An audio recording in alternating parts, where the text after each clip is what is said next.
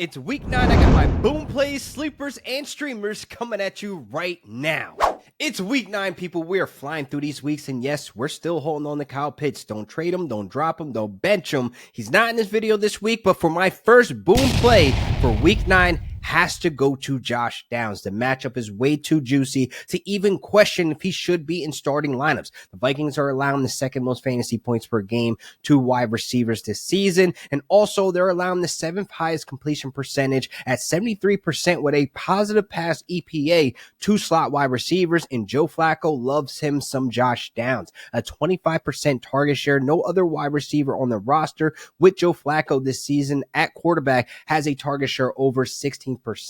Josh Downs is the alpha of this offense in my eyes, in my opinion, with Joe Flacco there at the starting quarterback position. This is such a juicy matchup this week. Do not question about it. Do not second guess about it. You got Joe Flacco, pretty Flacco, back in starting lineups, and shout out to Big Jersey. If you're from Jersey and you watching this, shout out to you. Shout out to the 609, because if you don't know, I'm from New Jersey, and I love me some Joe Flacco, especially with Josh Downs in my starting lineups.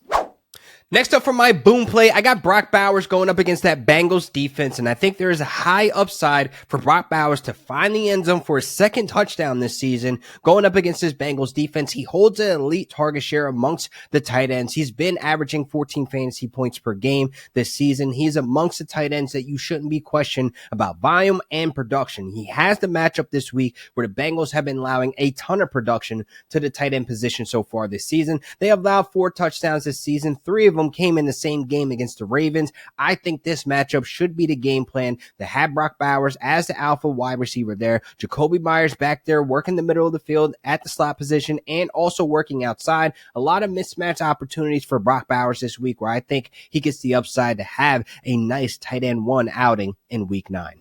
Now to get into my sleepers for week 9, Devontae V, the Denver Broncos wide receiver, has the sleeper tag on him this week because you know you can pass on this Ravens defense. We're allowing a lot of production out of slot wide receivers. Top 3 in major categories when it comes to yards per attempt, when it comes to receiving yards, touchdowns, completion percentage, all the good stuff where Bo Nix should be able to find Devontae V, who's become a reliable target for him. He has an 80% completion percentage when targeting Valet so far this season. He's been taking over that role that Josh Reynolds had on him. Honestly, Valet is a very talented wide receiver, a little older on the age. A lot of dynasty managers don't like him, but I like him as a sleeper this week where Bo Nix has been playing lights out since him and Sean Payton had that back and forth since week 4 where Bo Nix has been making the great decisions. Also, this Broncos offensive line has been one of the best in the NFL. That's why Bo Nix has been able to find success, and I think he finds success with him and Devontae V in starting lineups this week.